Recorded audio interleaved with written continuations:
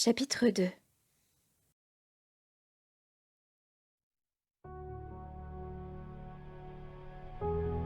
Léo avait rapidement compris qu'il s'agissait de quelque chose de différent, à cause de la vitesse à laquelle tout cela s'était déroulé.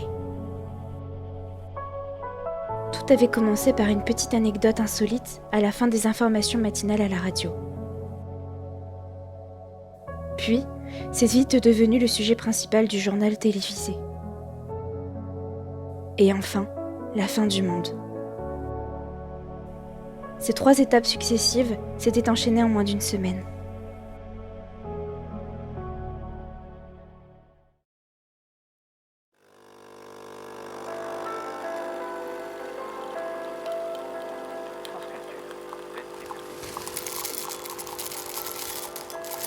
Ce fut un lundi matin, alors qu'il se dépêchait de finir son bol de céréales, que son attention fut pour la première fois attirée par quelques mots prononcés aux informations à la radio.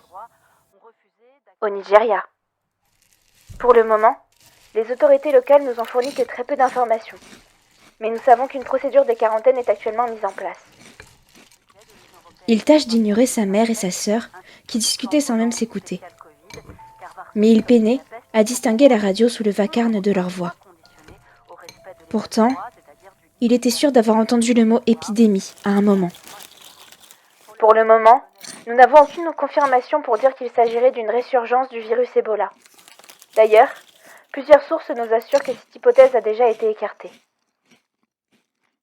Puis, le journaliste passe au sujet ennuyeux du monde du sport. Il s'agissait d'un nouvel athlète qui s'était fait prendre au contrôle antidopage et que son équipe risquait de se faire descendre en 2e division. Etc., etc. Le remplissage habituel de la tranche de 8h30 à 8h40 et le signal quotidien pour Léo qu'il était temps d'avaler ses dernières céréales avant de filer. Il repoussa son bol de lait chocolaté et se leva. Fini. Attraper le bus, aller au lycée, encore une journée à tirer. La même que la précédente et la même que la suivante. Léo! Il se tourna vers sa mère. Je te disais de ne pas oublier ton sac de sport ce soir. D'ici quelques jours, tes affaires auront probablement commencé à moisir. Ah, oui, d'accord, marmonna-t-il. Il prit son sac à dos accroché au dossier de sa chaise et se dirigea vers l'entrée. Et ton bol? Grace venait de lever les yeux de son téléphone, sur lequel elle était occupée à nourrir un poney virtuel. Faire glisser, lâcher, manger, Eni.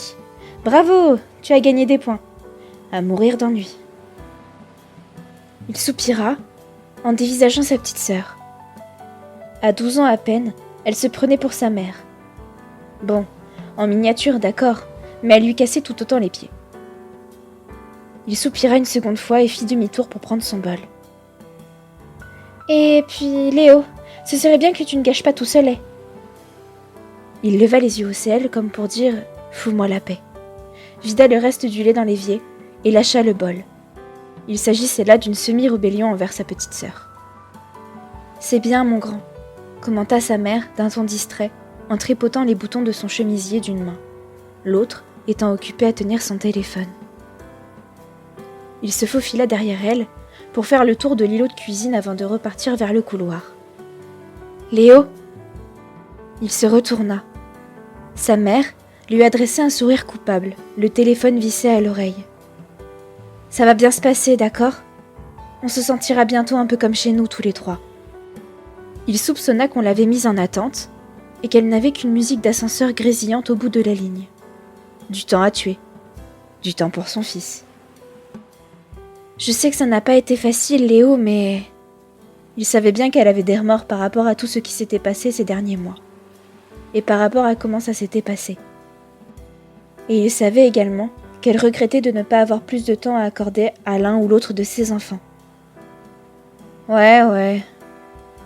C'est tout ce que Léo a réussi à lui dire. Il ne parvient pas à lui rendre son sourire, même pas un début de rictus. Mais tu t'es fait des amis maintenant, pas vrai ?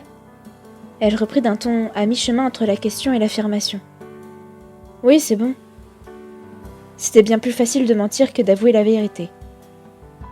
Le pire truc qui pouvait lui arriver, là tout de suite, c'était un discours de sa maman sur la nécessité de faire des efforts et de se lancer, ainsi que de s'intégrer. « Ça va ta tête ?» Léo haussa les épaules et se tapota la tempe. « Ça va. T'as pris de l'aspirine au cas où ?»« Ouais. Et tu vas prendre le bus ? N'oublie pas d'aller chercher ta sœur en revenant du lycée. »« Ça marche. » Grace s'était fait une fracture en jouant au basket et avait le bras dans le plâtre. Du coup, sa mère voulait que Léo la raccompagne à la maison le soir. Grace avait mal au bras, lui à la tête, et il soupçonnait sa mère d'être sous Pronzax. À eux trois, ils consommaient plus de pilules que les junkies du squat. Sa mère lui jeta un regard désolé. Et l'espace d'un instant, ce fut comme si elle était à nouveau là. Sa maman d'avant. D'avant qu'elle reprenne son nom de jeune fille. Jennifer Button. Comme pour effacer méticuleusement la moindre trace de leur père. Sa maman de l'époque où elle avait du temps à lui consacrer. « Léo, mon chéri, ça va bien se passer. » Mais quelqu'un lui répondit au bout du fil. « Oui, bonjour, ce serait pour prendre rendez-vous s'il vous plaît. » Il repartit dans le couloir, attrapa sa veste sur le parterre à côté de la porte d'entrée et sortit dans la rue.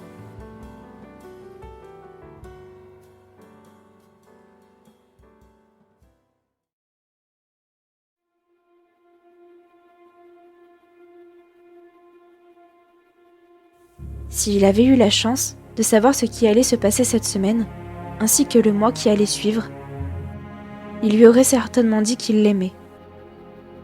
Il lui avait aussi dit que ce n'était pas bien grave, comparé à tout ce qu'ils avaient traversé au cours de l'année passée.